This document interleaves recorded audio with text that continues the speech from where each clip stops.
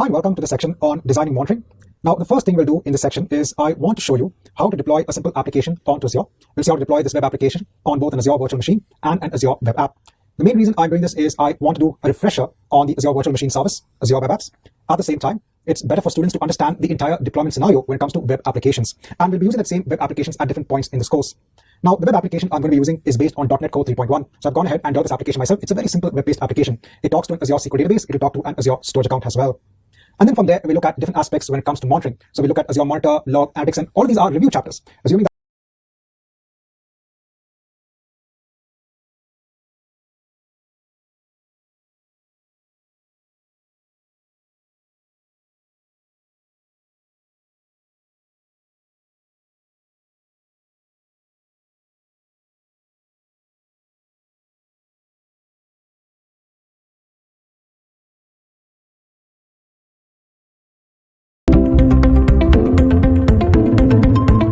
Hi and welcome to the section on designing monitoring. Now, the first thing we'll do in this section is I want to show you how to deploy a simple application onto Azure. We'll see how to deploy this web application on both an Azure virtual machine and an Azure web app. The main reason I'm doing this is I want to do a refresher on the Azure virtual machine service, Azure web apps. At the same time, it's better for students to understand the entire deployment scenario when it comes to web applications. And we'll be using that same web applications at different points in this course. Now, the web application I'm going to be using is based on .NET Core 3.1. So I've gone ahead and developed this application myself. It's a very simple web-based application. It talks to an Azure SQL database. It'll talk to an Azure storage account as well. And then from there, we look at different aspects when it comes to monitoring. So we look at Azure Monitor, Log, Analytics, and all of these are review chapters, assuming that you've already studied all of this when looking at AZ 303. And then we'll do a review on the costing aspects. So again, a review using the Azure pricing calculator and cost analysis when it comes to Azure. So let's move ahead with this section.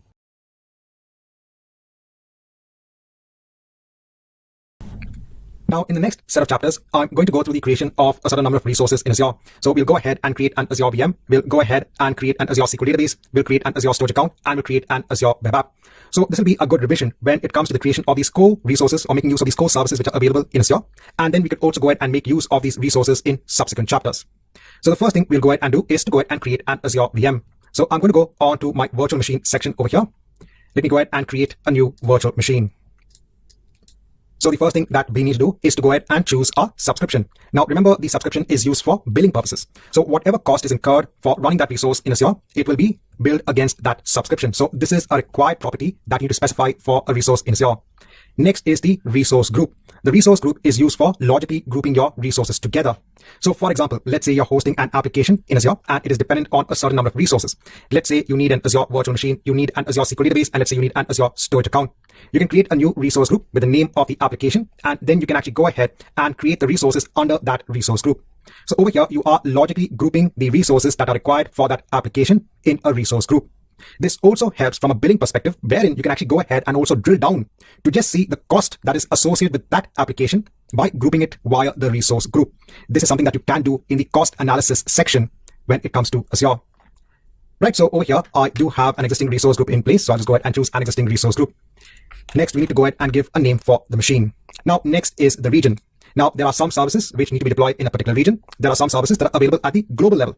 So for example, if you look at Azure Active Directory, which is your identity store in Azure, that is a global service. You don't need to have any sort of region or location for that particular service. And it's already inbuilt or part of your Azure account. But when it comes to the VM, over here, you need to go ahead and choose the region for the virtual machine. Now, choosing a region is dependent on a number of factors. For example, let's say you're hosting an application on this virtual machine. Let's say that your users are only located somewhere around the North Europe region. Then to ensure that the users, get the fastest response time when accessing the application, then you should go ahead and launch the virtual machine in the same region as the users. Another important factor is the cost. So the cost for a VM differs from region to region. So you should go onto the pricing page for Azure VMs. And over there, you will see that there is a difference when it comes to the price of the VM from a region to region basis. So this is another important factor. Another factor is companies might have some compliance requirements wherein resources can only be allowed to be created in a particular region. So that's where you will actually go ahead and choose the region for creating your resource. So for now, let me go ahead and leave it as North Europe. Then we have the different availability options. So you can go ahead and make this virtual machine part of an availability set. This allows your VMs to be fault tolerant in nature by ensuring that they are placed across multiple fault and update domains. And if you want your resources to be distributed across different data centers, or in this case, availability zones, you can go ahead and choose the redundancy as required. For now, let me go ahead and choose no infrastructure redundancy required.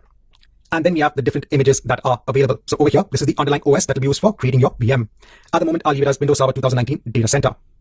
Then we have the size of the underlying VM. So over here, again, if you go ahead and click on see all sizes, what is important is again the cost. So over here, it'll go ahead and load what is the estimated cost per month when it comes to using that underlying VM itself. Let me go ahead and select the default one that I have. If you want to go ahead and save on running cost for the VM, you can go ahead and choose Azure Spot Instance. Now, this particular feature will go ahead and create the VM based on spare capacity that is available in Azure. If the capacity is not available, then the VM will be taken back from you. Again, there are different options that are available when it comes to what should be the action that should be performed if that capacity is not available. If you have workloads that can be interrupted or don't need to run constantly, so let's say maybe for your development or for your test environments, if you want to go ahead and save on cost, you can go ahead and choose the option of Azure Spot Instance. But when it comes to production workloads, this is not the preferred option, because if the machine is taken back from you, then your application will not be working anymore. So ensure that you choose this option based on your requirements. Then is your administrator account. So you will go ahead and use this administrator account details to log into the VM itself. Then over here, we have the public inbound ports. So this tells that what are the ports that can be opened for traffic on this VM. So by default, there'll be now a firewall, a network-based firewall that will be available for your VM, and that can be used to go ahead and filter out the inbound and the outbound traffic. Over here, I can go ahead and also include port 80 because later on we'll be installing a web server on this VM. So this will allow traffic on port 80. Next, I'll go on to the disks. Over here now, you can actually go ahead and allocate disks onto your VM. So by default, your VM will actually get an OS level disk. And also, since this is a Windows-based machine, depending upon the instance size that you choose, you'll also get a temporary D drive. So if you want to go ahead and have OS level data stored, you can go ahead and choose the OS level disk. Then you could also go ahead and add additional data disks as well. So let's say you want to go ahead and store data for an underlying database, or let's say you want to go ahead and install an application and have application data residing on the VM itself. It's good to go ahead and create and attach a new disk. And then when it comes to security, you have the encryption type. So over here, when the data is stored on the underlying Azure data center, all of the data is encrypted at rest. Right, so let's mark an end onto this chapter. I want to go ahead and break this chapter into two parts. Let's go ahead in the next chapter and look at or complete the creation of our Azure virtual machine.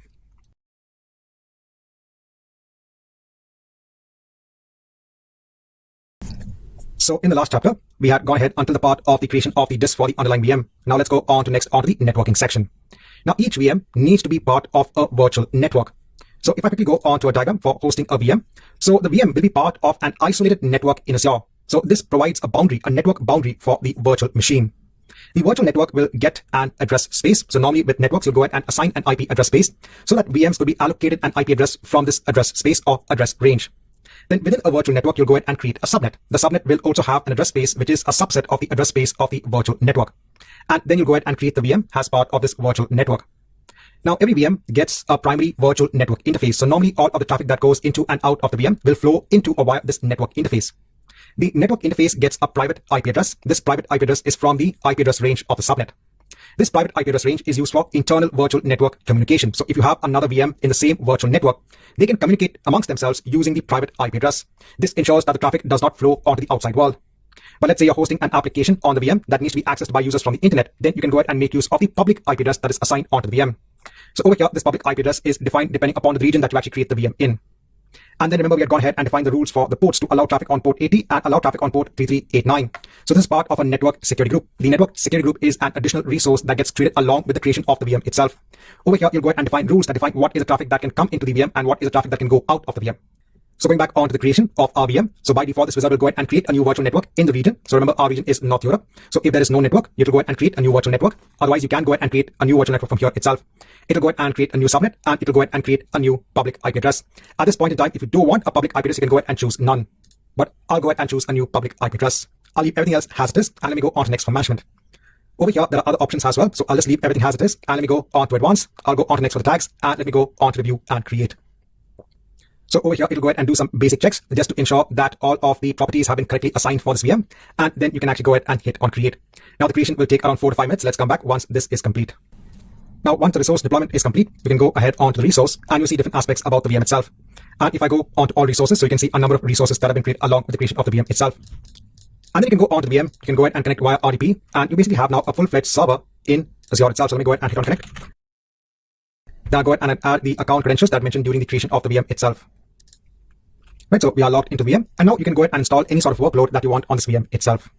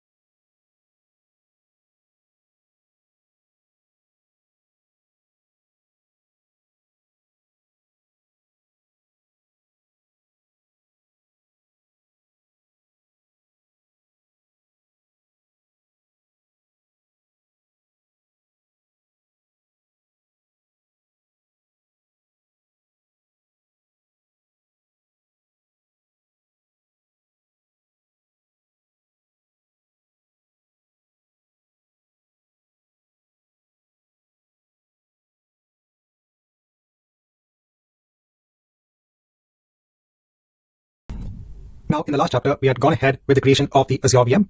Now, in this chapter, we'll go ahead with the creation of the Azure storage account. So the Azure storage account is used as a data store in Azure. Over here, you'll make use of something known as the blob service that can be used for storing objects in Azure. So let's say you have an application that is being hosted on an Azure VM or even on an Azure web app. If you want to go ahead and store the data that's being used by the application, so it could be images, it could be videos, it could be other objects or files as well, then you can go ahead and store all of the data using the Azure blob service in the Azure storage account. Then the application on the VM can go ahead and access the data in that storage account. Now, this gives a clear demarcation when it comes to your compute environment and when it comes to the data being stored. Please note that you could also go ahead and store the application data such as your images, videos, etc. on the VM itself. It actually makes it much faster for data retrieval because all of the data is on the underlying Azure VM itself. But over here, you could have a couple of problems. So first is the data growth. So in today's world, data has really grown out of proportion. So data keeps on increasing, and you need to have the underlying storage capacity in place to go ahead and meet the growth of your data, the needs of your data. Now, when it comes to Azure VMs, yes, you can go ahead and keep on adding additional data disks. But over here, you are adding some sort of capacity onto your VM, which is limited in nature. Whereas in Azure storage accounts, it's kind of a limitless storage service. You don't need to worry about the amount of storage that is assigned onto your storage account. That storage will automatically grow in the backend by the service itself. You just need to go ahead and upload your data. The second thing is basically isolation of the different areas that you have. So isolation of your compute environment and your data environment. Let's say that all of your data is being hosted on this VM. Let's say that the VM is down, right? So the VM has some issues. It cannot be in the running state, or the data on the disk have got corrupted. So not only have you now lost the compute environment, you've also lost the data.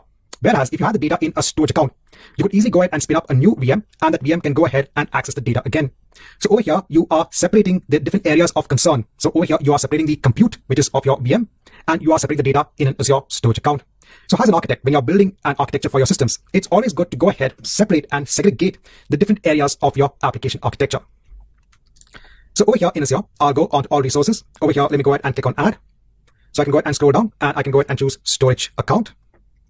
Now over here, let me go ahead and choose one of my existing resource groups. Over here, let me go ahead and choose a region. Now over here, we need to go ahead and give a unique storage account name. Now, if you want to have redundancy for your storage accounts, you can go ahead and choose the redundancy option accordingly. At the moment, I want to go ahead and choose the lowest cost option, that is locally redundant storage. I'll go on to next for advanced, leave everything as this, go on to networking, data protection, tags. Let me go on to view and create, and let's go ahead and create this storage account. Let's come back once you have the storage account in place. Now, once you have the storage account in place, let's go ahead on to the resource. Over here, when it comes to data storage, so you have different services. You have the blob service, which is represented as containers over here. You have file share services. So if you want to have file shares that can be shared across, let's say, your virtual machines, you can actually go ahead and create file shares. If you want a simple messaging service, you can go ahead and make use of the queue service. And if you want to go ahead and store simple NoSQL table-like data, you can go ahead and choose the table service. You can also go ahead and choose the different services over here. So you have the blob service, the file service, the queue service, and the table service. Now, there is a subsequent chapter where we will actually go ahead and make use of this storage account. For now, let's mark an end onto this chapter where we've just gone ahead and created the Azure storage account.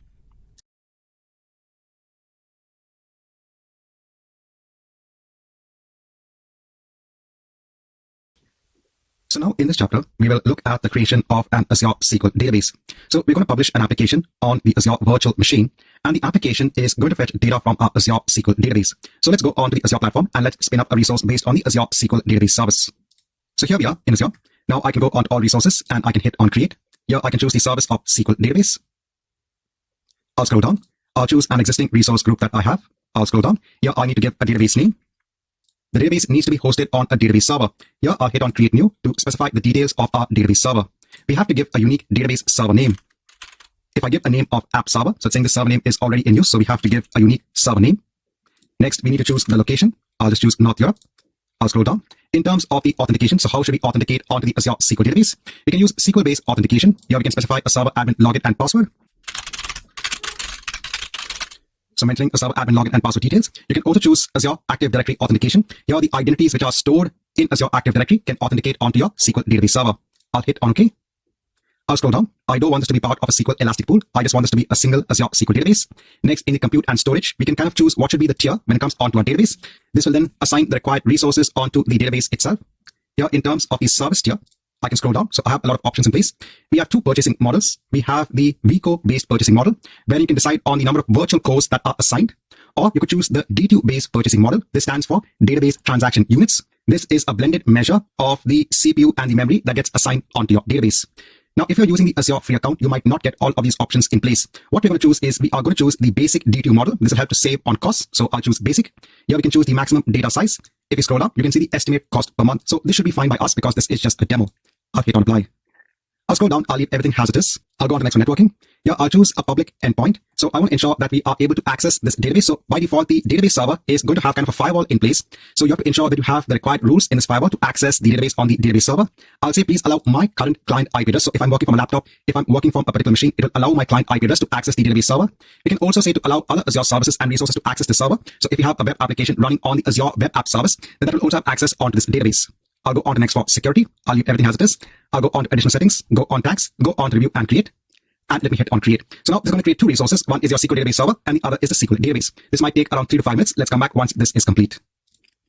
Now, while the database server and the database is being deployed, if you want to connect now onto our Azure SQL database, you can download SQL Server Management Studio. This is a freely available tool. You can use this tool to connect to all types of SQL servers.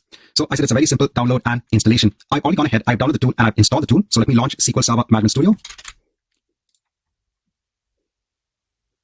So I'm just launching SQL Server Management Studio.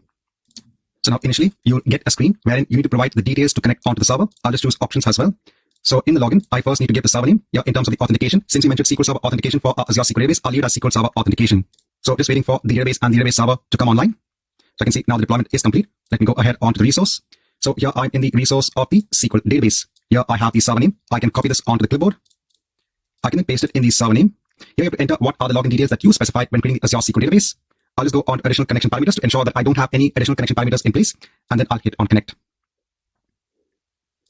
Now I'm actually connected onto my database server. If I go and expand my databases, I can see my AppDB in place. If I expand tables, I won't see any tables in place. That's because I have not created any tables within this particular AppDB database. So it's still expanding. So I can see I don't have any tables in place. So let's mark an end onto this chapter wherein we have gone ahead and create a resource based on the Azure SQL database service.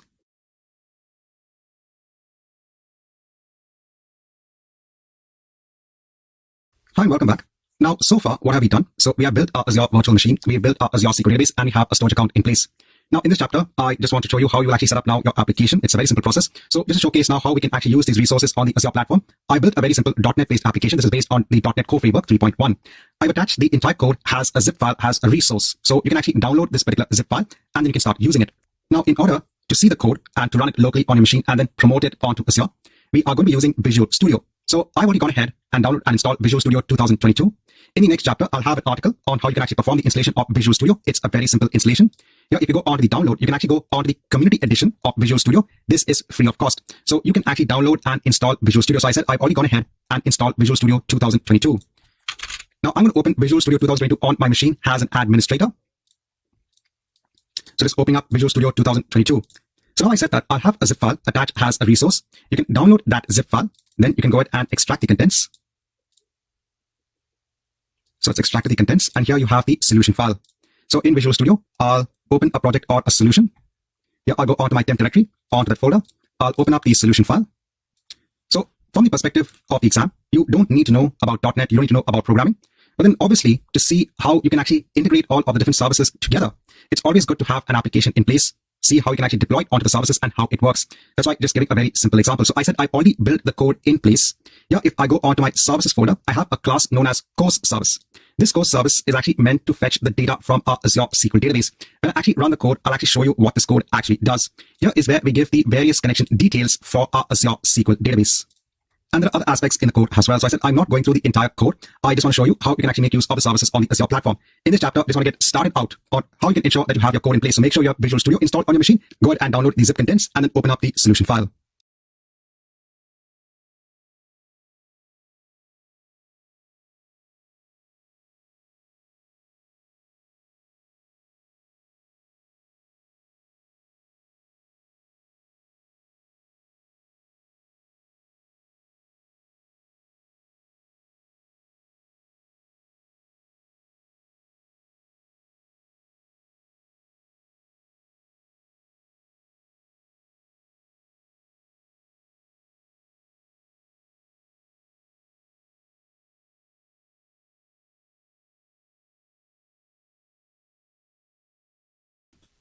Now, in this chapter, we are going to populate our Azure SQL database with some data. So I'm just going to create a very simple table and insert some data into the table.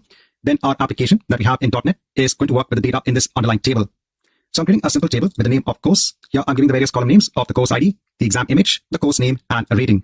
Each column has a type, so int for integer. Here I'm trying to represent characters, so in terms of the exam image is actually going to be a URL, and this will actually be fetching images from our container in our Azure storage account. Then I have the course name, and I have the rating again, which is a numeric value. So we want to execute these commands in SQL Server Management Studio for our Azure SQL database. But before that, I want to upload images onto a container in our Azure storage account. So I have some images in place. Again, you can just take a snippet of the exam page. I've just taken a snippet of each exam and I just saved it as an image. You can do this yourself. You can have any image that you want. What's important is what is the name that you actually give onto your image. So all of this is in my temp directory. Here, let me go onto all resources and let me go onto my storage account. Here, let me go onto my containers. Let me create a new container. I'll put the name as images. Here in the public access level, I'll choose blob anonymous read access because I want to have just at the moment public access onto this container. I'll hit on create. Once I have the container in place, I'll go on to the container. Here, I'll hit on the upload option and I'll select the files. Here in my temp directory, I'll choose these 3 images. I'll hit on open and hit on upload. Now each of these images, so if I go onto any image, basically it's an object. If I take the URL, if I go on to a new tab, so I should be able to view the image. So it's the name of the storage account, .blob.co.windows.net. So this represents the service, we're using the blob service. The name of the container, that's images, and the name of the object. Here, if I go on to my commands.sql file, so in the course table for each record, so I have the name of the columns in terms of the value. So here I'm giving the course ID. Here I'm giving the link onto my storage account for each image. So I have the name of my storage account, .blob.co.windows.net/images, and then I have the image name. And if I go on to the right, I'm just giving a course name and I'm giving a rating. Now, please note that if you're following along, you might be creating a storage account with a different name. Ensure you replace the storage account name here. And if you are creating a different container with a different name, basically, then ensure that you reflect that here. So our program is going to fetch this URL, and then using this URL, it'll actually fetch the image. Now, I want to run all of these commands in SQL Server Management Studio. In SQL Server Management Studio, I'll right click on my database, that's AppDB. Here, I'll choose a new query. So I'm trying to now execute a query against this database. So this will open up a query window. I'll just paste in this code. Here, let me first highlight the statements to create the table. I'll hit on execute. This will then create the table. Then I can highlight all these 3 insert statements. I can hit the execute statement again. Here, I can do a select star from my course to see the data that has been inserted into my table. And if you go on the Object Explorer, if I just refresh the tables section, I should be able to see my course table in place. So here I can see the course table. And by the way, if you're wondering which tool I'm using here, so I'm using Visual Studio Code. This is a lightweight but a very powerful editor again when it comes on to working with different programming languages. So you can actually again download Visual Studio Code free of cost. I'll ensure to have a link attached as a resource. Right, so this marks the end of this chapter wherein we have now the setup of our data in place.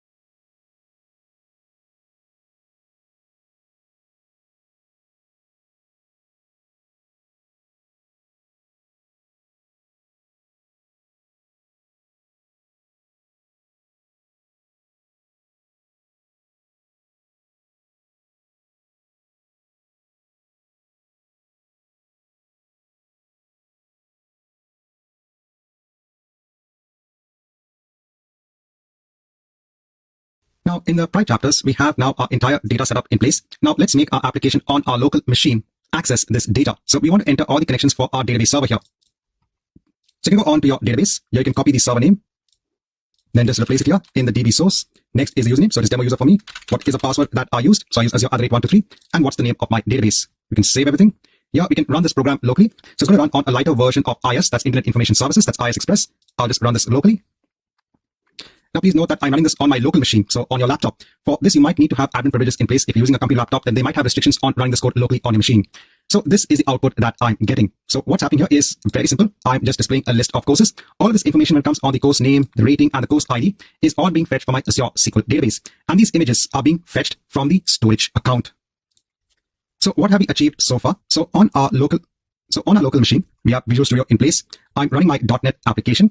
Currently, my .NET application is connecting over the internet onto my Azure Storage account to fetch the images and onto my Azure SQL database to fetch data from an underlying table. So we've started using now services on the Azure platform when it comes onto data storage. Now let's look at options for hosting our application. So currently our application, it's on my local machine on my laptop. Now I want to publish this onto our Azure virtual machine. This will give us a compute environment for hosting our application.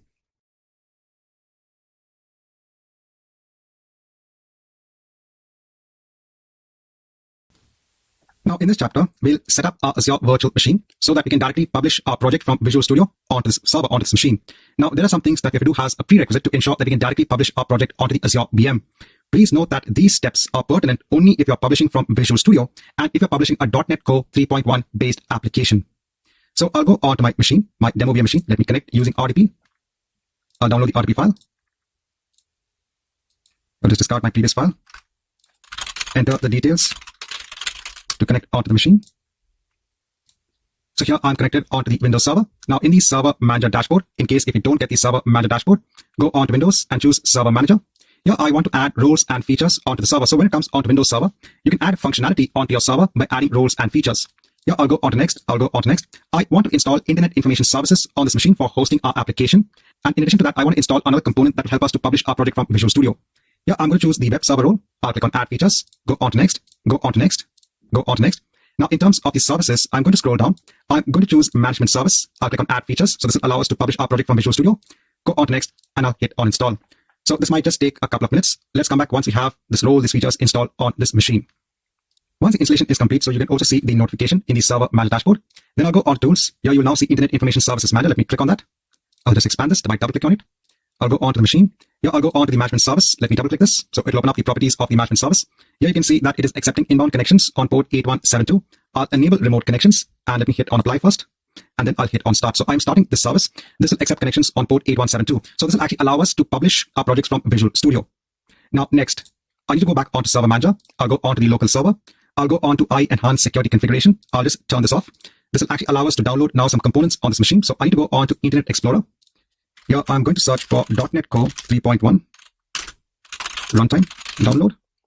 I'll go on to download .NET Core 3.1.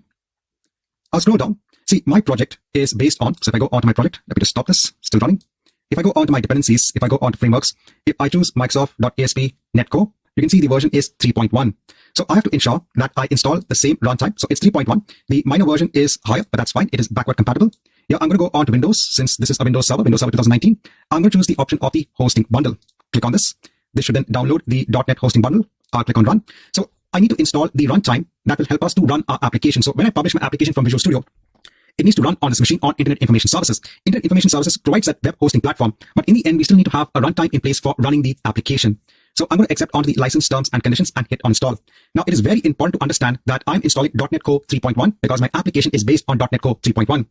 Many students actually get an error. So if they're following along in these labs, when they finally see their web page, they get an error. And mostly this is because they are choosing another version of either .NET Core or in Visual Studio. So they might be creating their own application, or they're installing the wrong version of .NET Core or .NET on the server itself. You need to have the same major versions in place. So let me hit on close. So that is done. We have to install now another tool that's known as Web Deploy. Again, this is required if you want to publish a project from Visual Studio. So I'll go on the official download page. I'll scroll down. I'll choose a download. I'll choose the 64-bit version. Go on to next. Yeah, I'll say allow once when it comes onto the pop-up. So it's saying, do you want to run Web Deploy? I'll click on run. Once we have the setup in place, the wizard, I'll go on to next. I'll accept the license agreement. Go on to next. I'll choose to install the complete features and hit on install. So we are doing all of this just to ensure that we can publish our project. Once this is complete, I'll hit on finish. Now I need to go back onto our virtual machine. We have to do some settings here as well. I'll go on to the overview. Here I need to set the DNS name, so it's not configured. Here I need to give a unique name. So if I just give demo VM, so it'll be appended with .northeurope.cloudapp.azure.com. At the moment, I can see demo VM is available, but if it's not available, then just enter some numbers to make it uniquely identifiable. So I can use as demo VM and click on save. Once this is done, I'll go back on demo VM. I need to go on to the networking tab. So remember, we had seen that on this server, when it comes onto management services, it accepts connections on port 8172. So we have to ensure that we add an inbound port rule onto our network security group to allow connections on port 8172. So again, from any source range, at the moment, I'm leaving the destination has any.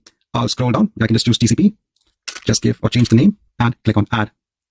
Right. So in this chapter, we have done all of the prerequisites that will now allow us to publish our project from Visual Studio.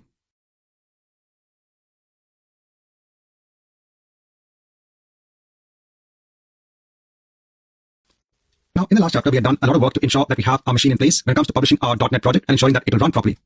So now from Visual Studio, I want to publish my project. Now, if you have installed Visual Studio for the first time, you can ensure that it is connected onto your Azure account. So for that, what you can do is you can actually go on Tools, go on to Options. Here, just search for Azure. You can go on to Azure Service Authentication. So now here currently I can see I'm connected onto another account. So let me add another Microsoft account. So I do have multiple Azure accounts. So I'll just sign in. So it's very simple to add another Microsoft account that will help us to connect onto Azure. So I'm choosing that account. Let me hit on OK. Now for my project, I'll right click and choose Publish.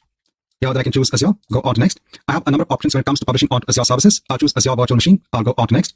Here I'll choose my other Azure account. I'll choose my test environment subscription since I have everything over there. Under my new GRP resource group, I can see Demo VM. Now you could see just for a brief moment of time, there was actually some sort of validation being done. So if you had not performed some of the steps earlier on in an earlier chapter, you'll actually get an error and you'll not be able to publish onto this machine. Because we have already done everything that is actually required, we can now publish our project onto this Azure VM. I'll hit on Finish. Now what this does is it actually creates something known as a publish profile. Now I'll just go on to More Actions. I'll click on Edit. Here we go on to the connection. Let me validate the connection onto the machine. Here it's asking for the password. This is the password for our Azure VM. I'll save the certificate for future sessions of Visual Studio. I'll hit on Accept. So it's validated the connection. I'll just go on to Next and hit on Save. Now let me hit on Publish. It'll just ask us to enter the password for the Azure Virtual Machine. And now it will build our application and it will copy our application now onto the Azure Virtual Machine. This will just take a couple of minutes. Now once the publish is done, I can go on to the overview for Demo VM. If you want, you can take the entire DNS name. You can go on to another tab. And you can see now our application. So now we have successfully built a compute environment that can be used for hosting our web application.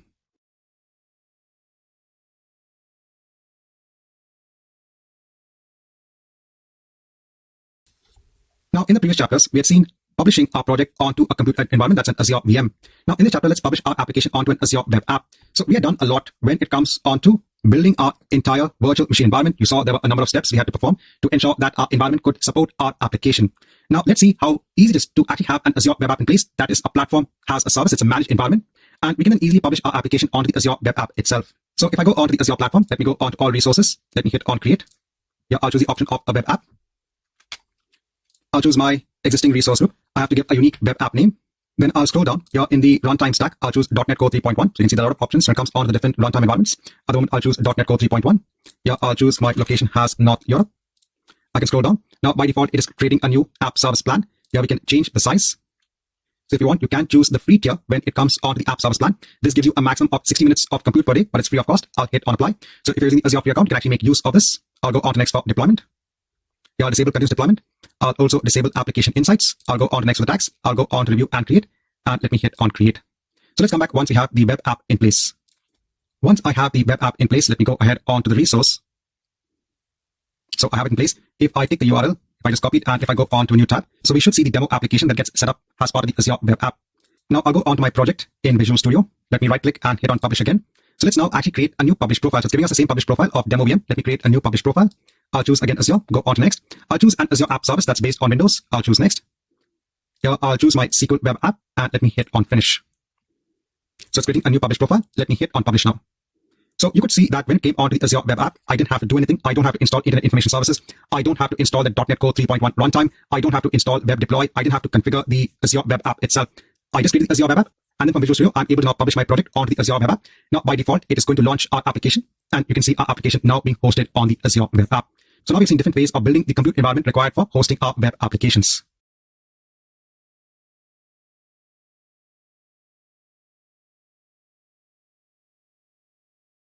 Hi and welcome back. Now in this chapter, I just want to give a key takeaway from the implementation we have done so far. So we had a lot of chapters on building resources on the Azure platform. We saw a sample application, how do we deploy it, etc. Now obviously this particular section is based on design monitoring. But before we actually have the monitoring aspect in place, I want to first of all have a review on how do you deploy resources on the Azure platform. And at the same time, you can only do monitoring once you have resources deployed on Azure. So that's why I went through this entire exercise, and it gives you kind of a good base on moving forward. But even though this is a section on monitoring, since we have gone through this entire exercise of building compute environment for our web application, I want to give a quick takeaway on what we have done. Now, we have seen how to publish our application on both an Azure VM and also on an Azure web app. Now, when it comes onto an Azure virtual machine, you have basically complete admin privilege over the machine itself. So let's consider a scenario wherein your company already has an existing application hosted on a web server in their on-premises network, and that was connecting onto a database server. And now they want to migrate this application onto Azure. Now, when it comes onto the database server, if it is based on Microsoft SQL Server, then you can go ahead and make use of the Azure SQL database service. Please note that there are other database services as well. This is depending upon the database you're using in your on-premise environment. Now, next, when it comes onto the web application, one option is to host it on an Azure VM. Here you get complete administrative privilege over the machine itself. Let's say the application also needs some other softwares, library, etc. that had to be installed along with the application. Then you can actually use an Azure VM to install your application along with the software libraries. You can't do this with your Azure web app because this is a completely managed service. Here you don't get administrative privileges over the underlying compute environment. That means you can't install your external software libraries. So if you just have a simple deployment of your application, you can actually go ahead and use the Azure web app service. So there's a couple of important notes when it comes on to the deployment of the application. I just thought to bring it about now since we've already done this entire deployment exercise of an application.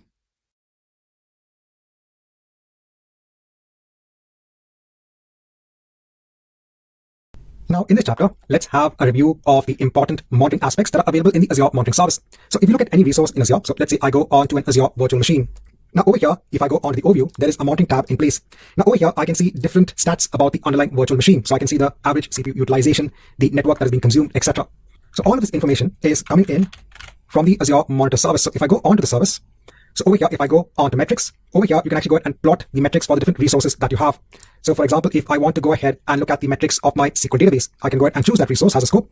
And over here, I can go ahead and look at all of the metrics. So over here, I can see a plot of the metrics for that particular resource. And you can also go ahead and create alerts based on these metrics.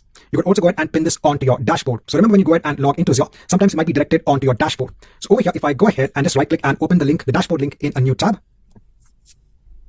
So over here, this is my dashboard. So this is the default dashboard that you get. Then you can see all of the resources. You can see some quick starts and some tutorials. But if you want, you can actually go ahead and customize this dashboard or create your own dashboard in which you can look at the metrics of the different resources that you have in Azure. Now, apart from the metrics, if you go onto activity log, so over here, activity log will go ahead and log all of the administrative, basically all of the control plane activities that are occurring for your Azure resources. So if someone goes ahead and stops an Azure VM or starts an Azure VM or deletes an Azure SQL database, all of that information will be recorded over here. You can go ahead and see all of the different operations that are part of the main operation. You can go ahead and click on any operation and you can see all of the data in JSON format over here. You could also go ahead and download everything as a CSV, or you could also go ahead and stream the activity log onto a destination such as a Loganalytics workspace. So if I go on to diagnostic settings over here, and if I go ahead and add a diagnostic setting, over here, I could go ahead and direct all of the administrative activities onto, let's say, a Loganalytics workspace. Over here, I do have a workspace in place, and I could go ahead and just give a name, and then I can go ahead and click on save. So over here, I want to ensure that I stream all of my logs onto a central place, onto a Loganalytics workspace. If I go back onto Azure Monitor, so over here, we have this feature of activity logs. And then we can go ahead and create our alerts. So over here, let's say you want to go ahead and create an alert wherein IT administrators get an alert if, let's say, the CPU percentage of a particular VM goes beyond a particular threshold. You can go ahead and create an alert rule based on this metric. You can also go ahead and create an alert rule based on activity logs. So if an administrative action is performed on, let's say, an Azure virtual machine, you can actually go ahead and create an alert rule based on this activity log action. So over here, if I go ahead and click on new alert rule, over here, I can go ahead and select the resource. So over here, I'll choose my test environment. Over here, I can go ahead and filter by all of my resources. And over here, if I go ahead and scroll down, so I can see my demo VM virtual machine, which I created earlier on. So if I go ahead and choose that and click on done. So we've gone ahead and now define the scope of our rule. Then we can go ahead and add a condition. So we can say that if the CPU, so over here, I can go ahead and search for CPU. So I can say if the percentage CPU, if I go ahead and choose that, and if I go ahead and scroll down, so I can say that if the percentage CPU goes beyond 75%, then this rule should be triggered. Now, apart from static rules, wherein you're going ahead and defining a particular threshold value, you also have dynamic thresholds in place. Over here, there will be an internal algorithm that will actually go ahead and determine what is basically the average CPU utilization over time. And then based on that, so it will go ahead and internally determine what should be the threshold based on the historical data that has been collected for the CPU utilization of this underlying virtual machine. So over here, instead of having a static value for the threshold, you're having more flexibility. You are telling Azure Monitor, you please go ahead and understand what should be the ideal threshold value based on the historical consumption of the CPU percentage. And if the CPU percentage goes beyond the threshold that you have determined based on the past usage, then go ahead and trigger an alert. So this is dynamic thresholds that is also available. So if I just go ahead back onto static, and over here, if I go ahead and click on done, so we can go ahead and add a condition. Once you have the condition in place, then you'll go ahead and add an action group. So what is it that you want to go ahead and do if the alert does get generated? So over here, if I go ahead and create an action group, over here, I can go ahead and let's say choose a resource group because I have to go ahead and create this action group. This becomes a separate resource in Azure. So I can go ahead and give a name for the group. I can go on to notifications. So let's say you want to go ahead and email an IT administrator. Over here, you can go ahead and specify the email. You can go ahead and scroll down and hit on OK. Over here, you can just go ahead and give a name for the notification type. If you go on to actions, there are different actions that you can also perform. So for example, you could go ahead and run an automation runbook. The automation runbook could actually be intelligent enough to go ahead and restart the VM if the CPU percentage is going beyond a particular threshold. You can also do the same thing with an Azure function or even an Azure Logic app. So over here, you can go ahead and call an external service. This could be a service in Azure or it could be your own service. So if the threshold is being reached, in addition to emailing an administrator, you could also go ahead and perform an action. And then you can go ahead and create the action group. So remember, this is a separate activity. Once the action group is in place, we'll be again redirected onto our alert rule. And then you can go ahead and give a name for the alert. And then you can go ahead and create the alert rule. Right, so in this chapter, this is probably something that you're already aware of, but we're having a review. We're having a review of the metrics that you can actually see in Azure Monitor. We're having a review of the activity log, and we're having a review of the alerts.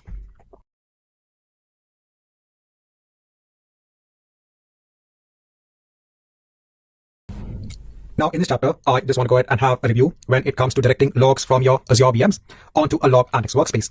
So the log analytics workspace is a central logging solution that is available in Azure. You can go ahead and direct the logs from your Azure VMs and even from your on-premise VMs onto a log analytics workspace. You also have the facility to direct the logs from other resources in Azure as well onto this central log analytics workspace. When it comes to your virtual machines, you need to go ahead and have the Microsoft Monitoring Agent or the Log Analytics Agent that goes ahead and sends the data onto the Log Analytics workspace. On your on-premise machines, you need to go ahead and manually install the agent, whereas for your Azure VMs, you can go ahead and simply add an extension for the VM itself. So again, remember, this is just a review. Let's go ahead and see how we can direct logs from an Azure VM onto a Log Analytics workspace. So over here in Azure, I already have an Azure VM in place. This is in the North Europe location. So I'll go ahead and now create a Log Analytics workspace. So I'll go ahead and create a new resource. Over here, I'll go ahead and search for Log Analytics workspace. I'll choose that. I'll go ahead and hit on create. Now over here, I'll go ahead and choose my existing resource groups. Over here, I'll go ahead and choose a region. Over here, I need to go ahead and give a unique name for the workspace. So this is available. I'll go on to next for the pricing tier. I'll leave it as it is. I'll go on tags. I'll go on to review and create. And then I'll go ahead and hit on create for my Log Analytics workspace. This might just take a couple of minutes. Let's come back once this is complete. Now, once we have the Log Analytics workspace in place, I can go ahead onto the resource. Over here, now I can actually go onto the workspace data sources. I can go onto virtual machines. Over here, I can see my VMs in Azure. So this could be your Windows-based machines. It could also be your Linux-based machines. Over here, you can see it is not connected onto any Log Analytics workspace. I can go ahead and choose the demo VM machine. And over here, I can go ahead and hit on connect. So what this step will actually do is that it will actually go ahead and install an extension on the VM, and it will go ahead and ensure that that extension sends its log onto Log Analytics workspace. In another tab, if I go onto my VMs, if I go onto demo VM, over here, if I go onto extensions, over here, you can see it is going ahead and installing this Microsoft Monitoring Agent or the Log Analytics Agent. Currently, it's in the transitioning status. That means it is going ahead and installing that particular agent on this VM. Then it will be the responsibility of that agent to go ahead and send the information onto the Log Analytics workspace. So now what exactly is the data that's going to be sent onto the Log Analytics workspace? So if I go back onto the workspace, if I go ahead and scroll on top, if I go onto the agent's configuration, over here, I can go ahead and decide, okay, what is the information I want to go ahead and send onto the Log Analytics workspace. This information will be collected for all of the VMs that are connected onto the workspace itself. If I go ahead and just hide this, over here, I can go ahead and add Windows event logs. So over here, let's say I want to go ahead and add the application event logs from the VMs. I can go ahead and choose that and hit on apply. If you want to go ahead and add other Windows performance counters, over here, you can go ahead and add the performance counter. Over here, let's say you want to go ahead on to storing what is the memory counter. You can go ahead and search for memory. Over here, I want to go ahead and choose the memory available megabytes. And over here, I can go ahead and hit on apply. So all of this information will be sent onto the Log Analytics workspace. Now, it could take around 15 to 20 minutes for some data to come onto the logs in the Log Analytics workspace. So actually, if you go onto the log section, and if I go ahead and just hide this, I'll go ahead and just cancel this and close this as well. So over here, if I go onto schema and filter, if I just go ahead and expand this, so currently under log management, I don't have any tables in place, so it does take some time. So let's come back once we have some information in place in our Log Analytics workspace. Now, I waited for around 20 minutes just to go ahead and ensure that we have some sort of data in the Log Analytics workspace. So over here, let me go ahead and refresh this entire blade. So over here, let me go ahead and see now if I have any tables. So over here, now we can see we have the event table. So this is collecting all of the application events from our underlying Azure virtual machines. And I can also see my performance data being collected as well. Again, if you want to go ahead and just look at the data in the event table, you can go ahead and hit on run over here. And over here, you can see all of the data. So it's going ahead and collecting details about the application events which are being generated on the underlying Azure virtual machine. Remember, if you had other Windows virtual machines also attached onto the Log Analytics workspace, all of the application events will be sent onto this table.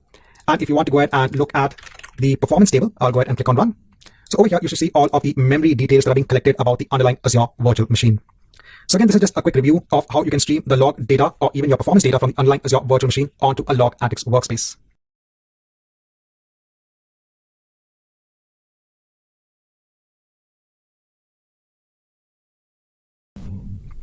Hi, welcome back. Now, in this chapter, I want to go through NSG flow logs.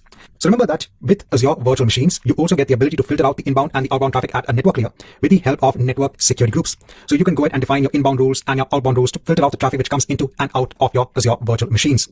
Now, if you want to go ahead and also have logs in place to see the traffic that is flowing into and out of your VMs, via this network security groups, you can actually go ahead and make use of NSG flow logs. Sometimes this is very useful for the IT security team. If they want to see all of the IP flows that are going in and out of the network security group, then you can actually go ahead and enable NSG flow logs. So over here, all of the logs will be written in JSON format, and all of them basically have a particular format when it comes to the data that is being recorded. So for example, over here, this represents the timestamp Over here, this represents the source IP address of the request that is coming onto the VM. Over here is the destination IP address. So this is the destination IP address of the VM itself. Over here, you have the source port number. You have the destination port number. Over here, this T signifies that this is the TCP protocol. Over here, this is saying that this is the inbound traffic. So this is the traffic which is coming into the virtual machine. Over here, you can see what is the traffic decision, whether the request was allowed or denied. So over here, this particular log record will tell what exactly were the details of the request that are actually flowing into the network security group. And again, as I mentioned before, when it comes to the security team, they might be very interested in looking at all of this data. So let's go ahead and see how to enable NSG flow logs. So over here in Azure, for NSG flow logs, I have to go on to the network watcher service. Over here, I need to go ahead and scroll down, and under logs, I'm going to go ahead onto NSG flow logs. Now over here, I can see I have one network security group in place. So this is the network security group that is attached onto one of my Azure virtual machines. So if I go onto the Azure virtual machine, over here, if I go onto the networking section, so over here, I can see that I have this network security group that is attached onto this Azure virtual machine. So let me go ahead onto Network Watcher. I'll go ahead and just click on this network security group. And over here in the flow log settings, I can go ahead and turn this on. Now, there are two versions of the flow logs. In version 2, you also get additional information about the bytes and packets per flow as well. So if this is something that needs to be recorded, you can go ahead and enable version 2 of the flow logs. Now, all of the log data needs to be stored in a storage account. So over here, I can go ahead and select a storage account. Now, I already have an Azure storage account in place. So I can go ahead and choose that storage account, and I can go ahead and hit on OK. So over here, this will actually go ahead and enable the flow log settings. So after I enable all of this, let me go ahead and click on save. Now, after these settings have been saved, it could take around 10 to 15 minutes to go ahead and see any sort of request or logs that have been written onto NSG flow logs. So what I'll do is that I'm going to go ahead and wait for around 10 to 15 minutes and then come back once the settings have been saved. So I can see it is saved over here. So let's come back after a duration of time. Now I waited for some time. Now let me go back onto my Azure storage account section. I'll go onto the storage account, which is specified for the storation of the NSG flow logs. Over here, I'll go onto containers. Now over here, you can see a separate container has been created with the term of insights logs. So let's go onto it. So over here, it'll be based on the resource ID. So it'll basically be our network security group. So over here, network security groups are network security group, and then it'll be in the datewise format. Over here, for every R, you can see collection of data. So if you go onto any R, over here, you can see a .json based file. If you go onto it, and if you click on edit, so over here, you can see all of the flow logs that are being collected. So obviously, you'll need a tool that can actually go ahead and create a visualization based on the data that has been created. But again, when it comes to getting this information, this is a feature that is available. So all of the traffic that is flowing into and out of the VM, the Azure VM, via the network security group can actually be recorded over here.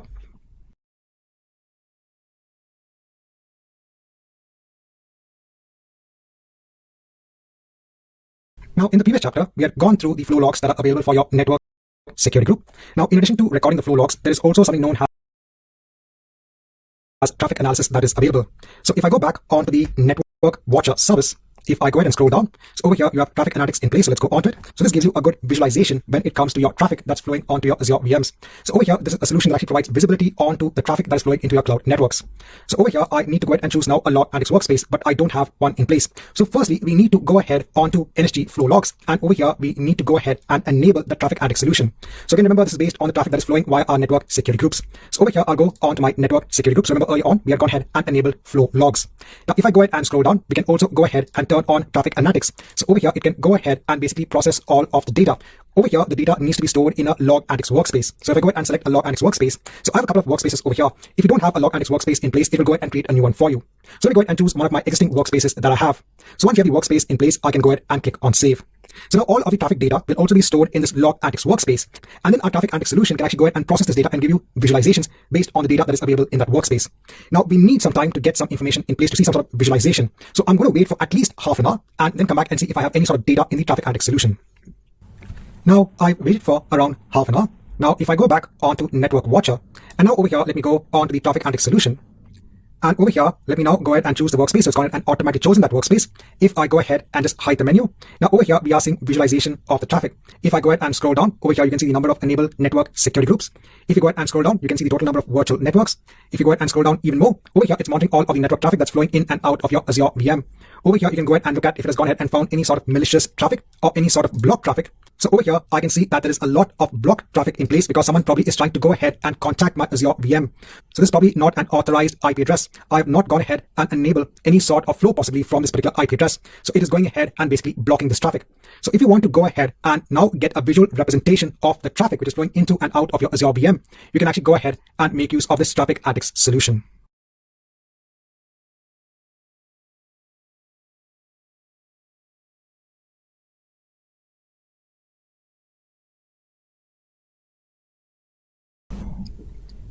Now, in this chapter, I want to go through another feature that is available as part of your log analytics workspace. So we go ahead and scroll down, over here we have something known as service map. Now, in order to go ahead and basically onboard a server onto server map,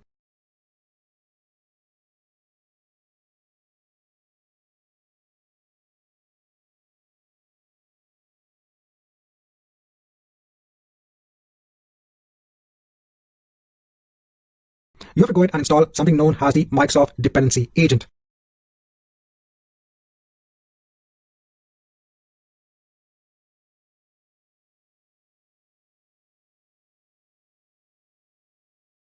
So for that, we have to go ahead and basically issue a command.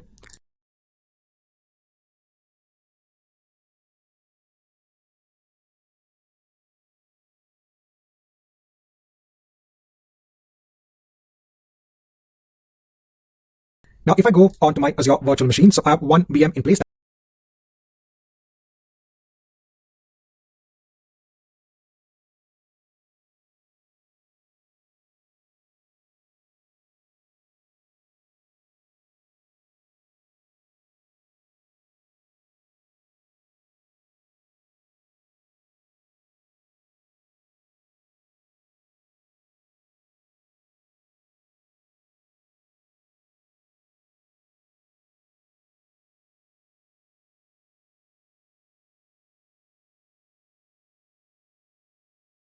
That's demo VM. Now I need to go ahead and basically issue this command.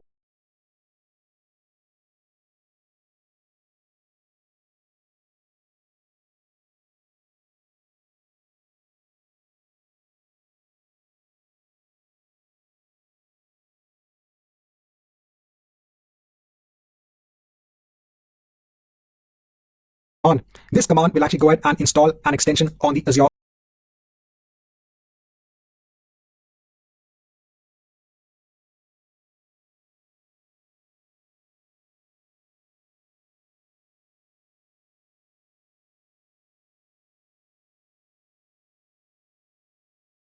VM. The name of the extension is Microsoft.Azure.monitoring.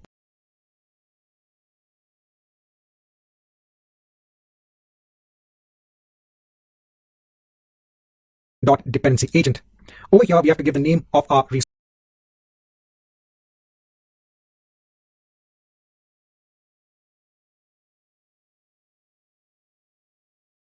group. Over here, we have to give the name of our VM, and then we have to give the publisher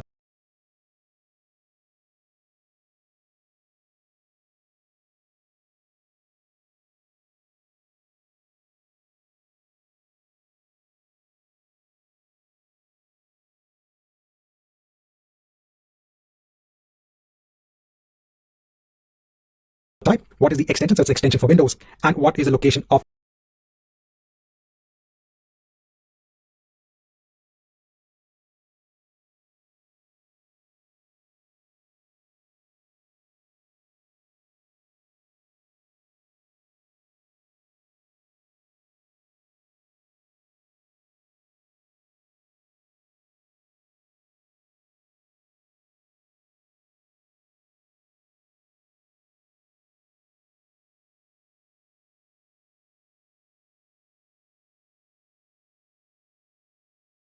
our VM. Now in another tab, I am going to go ahead and open up Azure Cloud Shell. We can actually go ahead and easily run this command in Azure Cloud Shell. Now, in order to go ahead and use Azure Cloud Shell, I first need to go ahead and mount a storage account. This storage account is used for the persistence of files. So actually, Azure Cloud Shell will go ahead and make use of Azure file shares in the background. So over here, I'll go ahead and click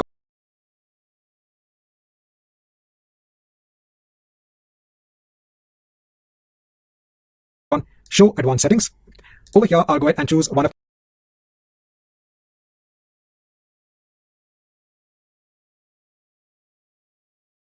my existing resource groups. Now over here, I need to go ahead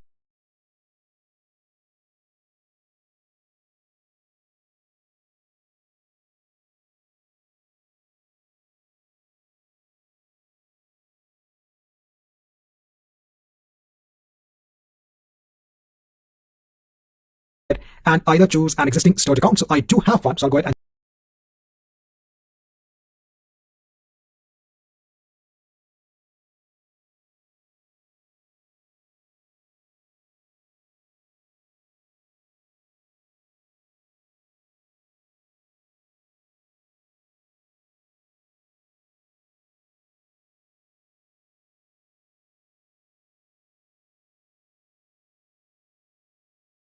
choose that, and then I need to go ahead and give the name of a file share.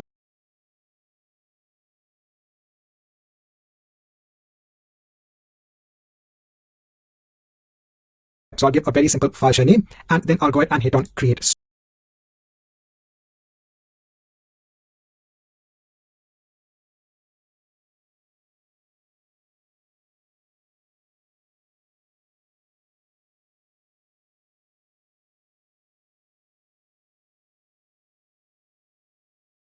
Storage.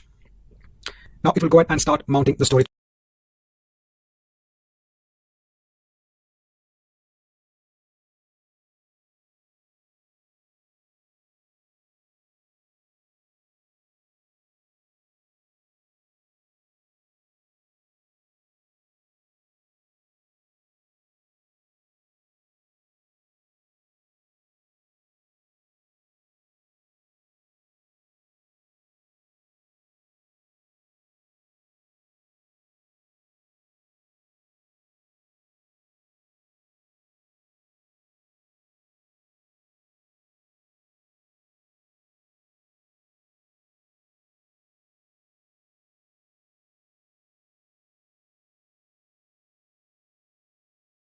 Over here. So I've gone ahead and pasted the command. Let me go ahead and now execute the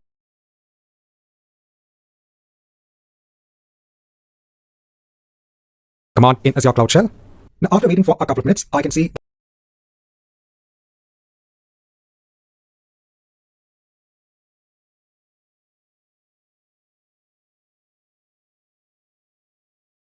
that the extension has been installed. So if I go onto my Azure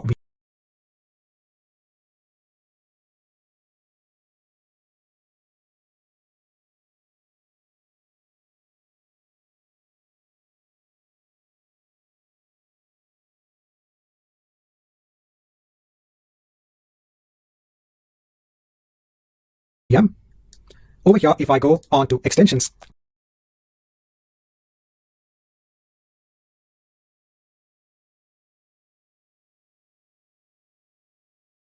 I can see that I have two extensions in place. One is the normal Microsoft Monitoring Agent,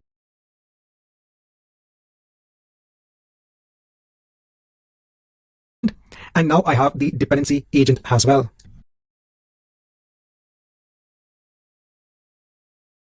So now that our VM has this dependency agent in place, remember,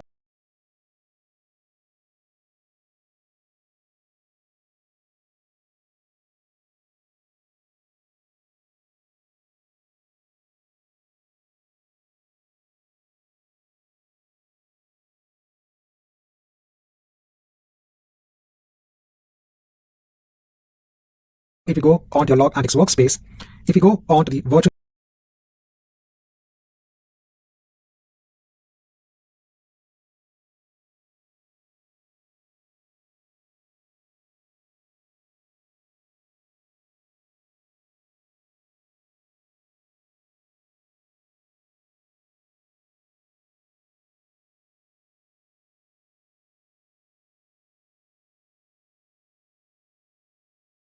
machine section. So remember, demo VM is connected onto this log antics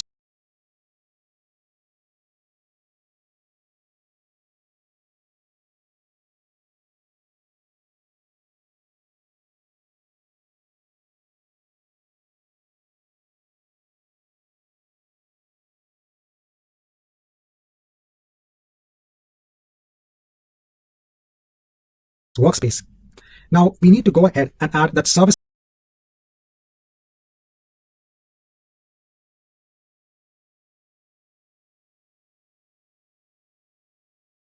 map solution on top of this log antics workspace.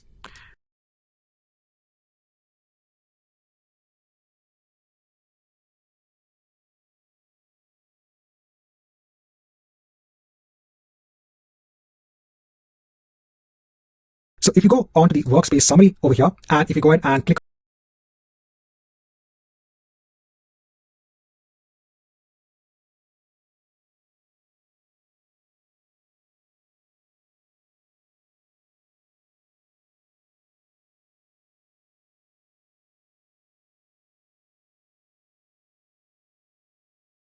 on add, here you can go ahead and search for service map.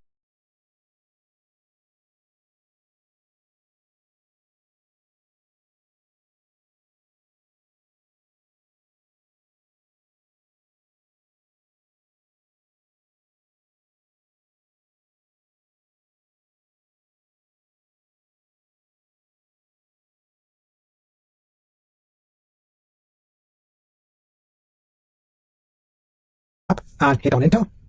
Over here, you can see the service map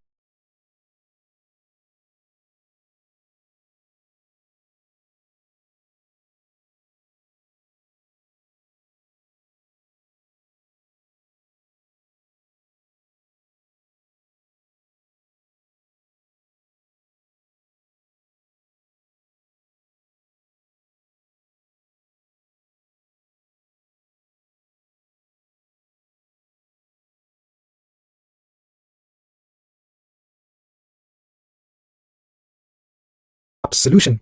Over here, you can go ahead and hit on create.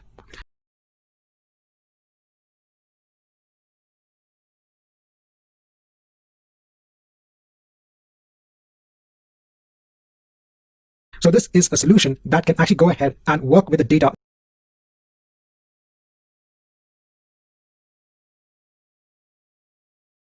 that is now being stored in the log antics workspace. So I can go ahead and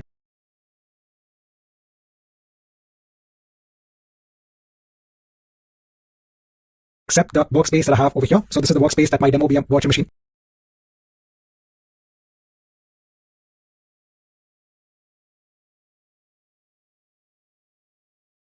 is connected to, and I can go ahead and hit on create.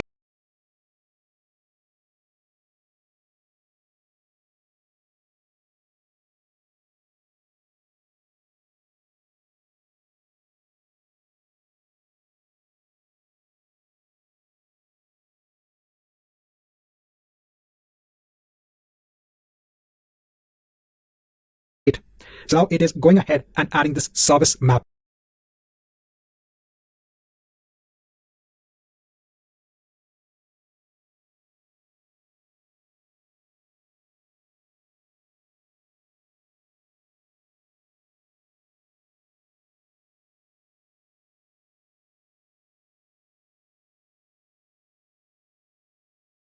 Solution. Now I'm going to go ahead and wait for at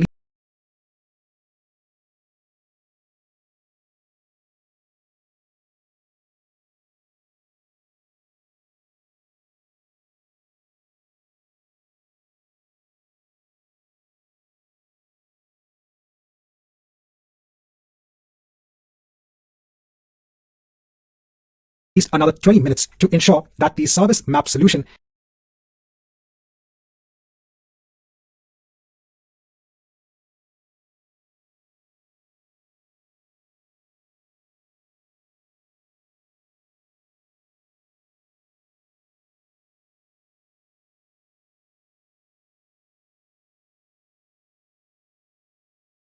gets enough data so that it can be displayed appropriately.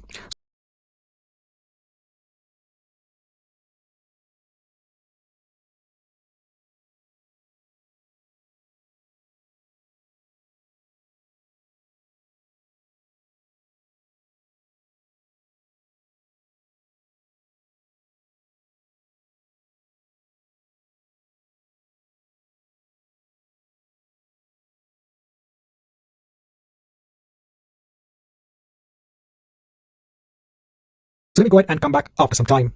Now I've come back after a span of around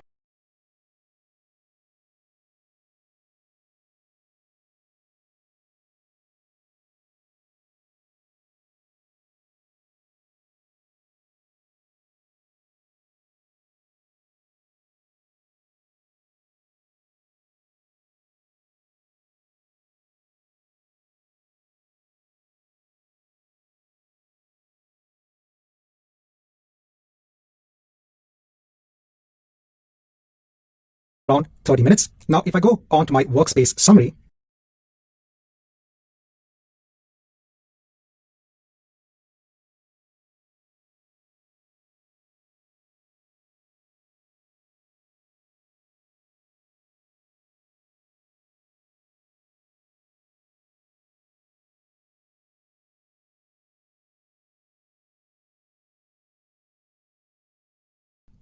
over here I have the solution of service map.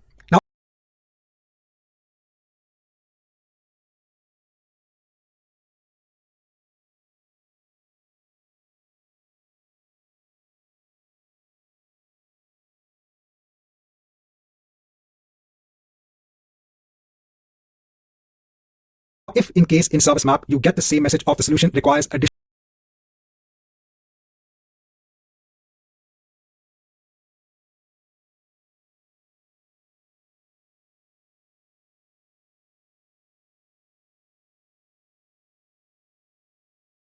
configuration, then wait for some more time, because it does take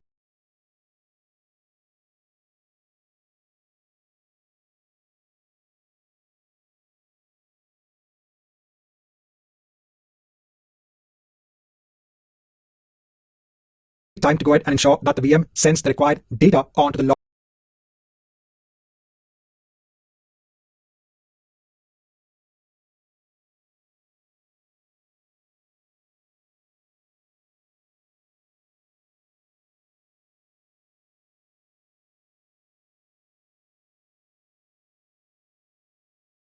Antics workspace. If I go ahead and now click on this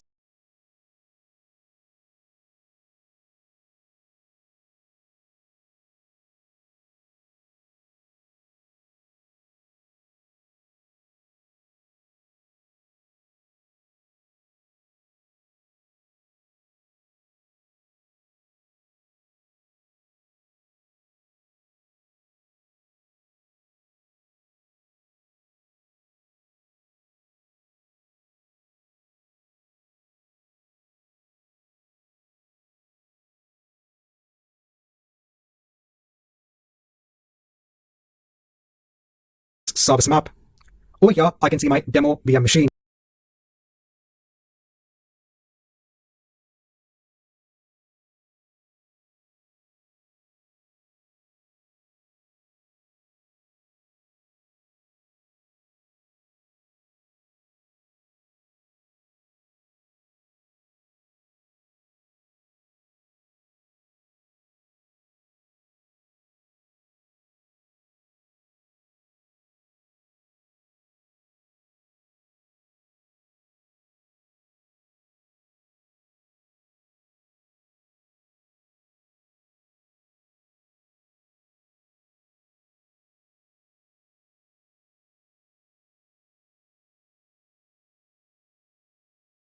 Let me go ahead and choose the machine.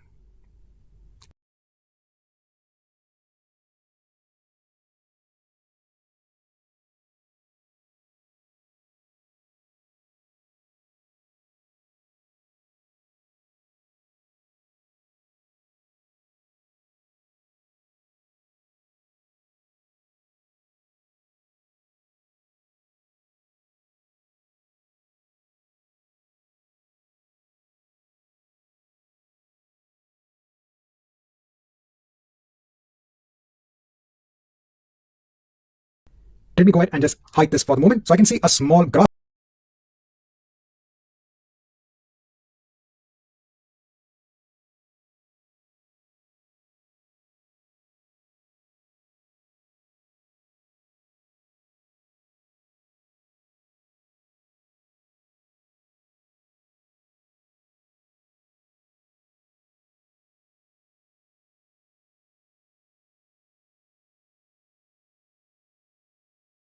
over here. Let me go ahead and just zoom in so I can see more aspects.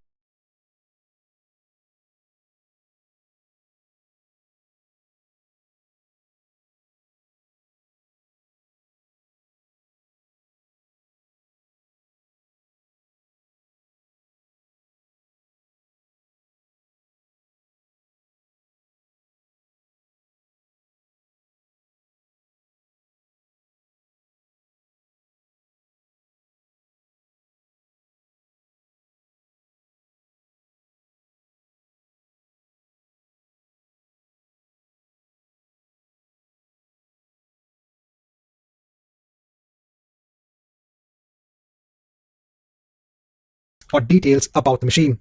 Over here I can see 27 processes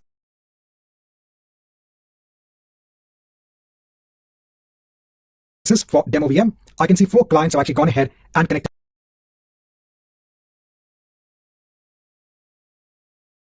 onto demo VM. If I go ahead and click on the 4 clients, over here I can see the IP addresses that are connecting onto my machine. I can see the port number that they are trying to connect to. So I can even see IP addresses which I have not authorized, which are trying to go ahead and remote desktop into my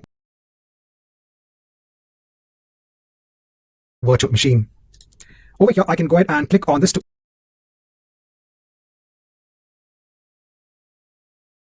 expand all of the processes that are running on my demo VM, all of the important processes. And then I can see what are the outbound connections. So over here, I can see Internet Information Services is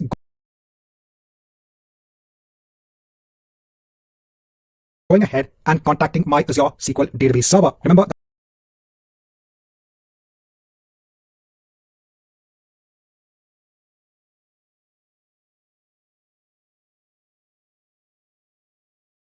that is something that we did configure.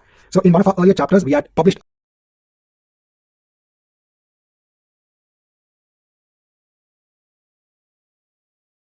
our web application, and it was going ahead and communicating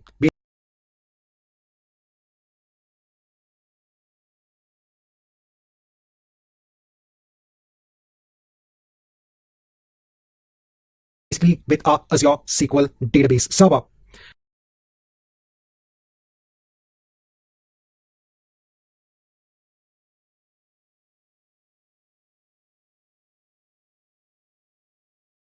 So over here, you can see the processes which are going ahead and talking to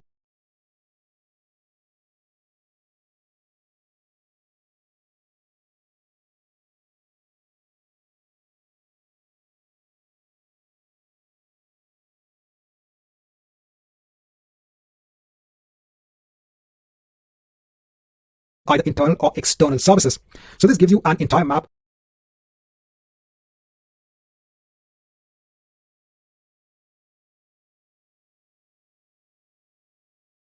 of not only the processes, but also what are the external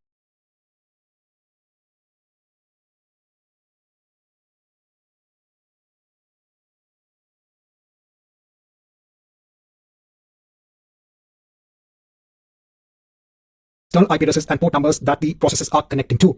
It gives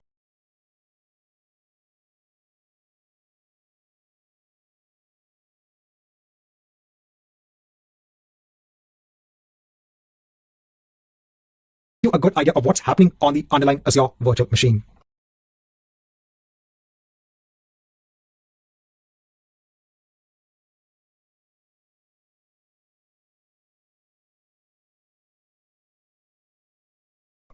Right, so in this chapter, I just want to go through the service map feature, which is available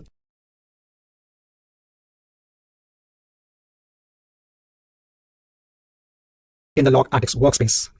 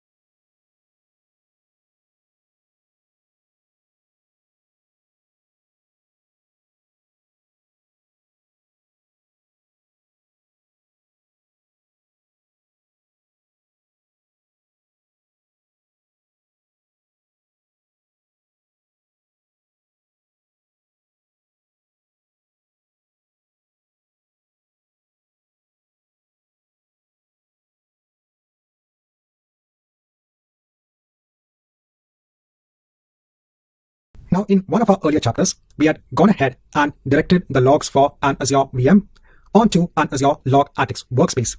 Now, we also have the feature to go ahead and direct the diagnostic logs for a lot of Azure services onto a Log Antics workspace as well.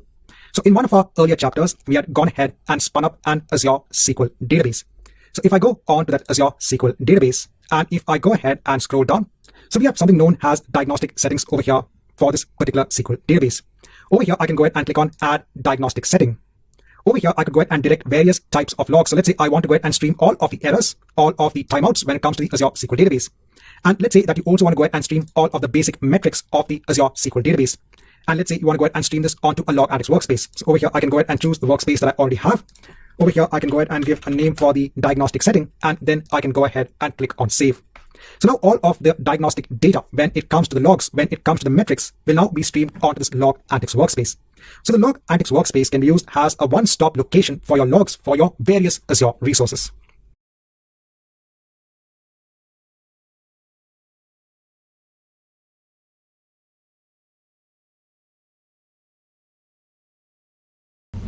Hi and welcome back. Now in this chapter, I just want to go through the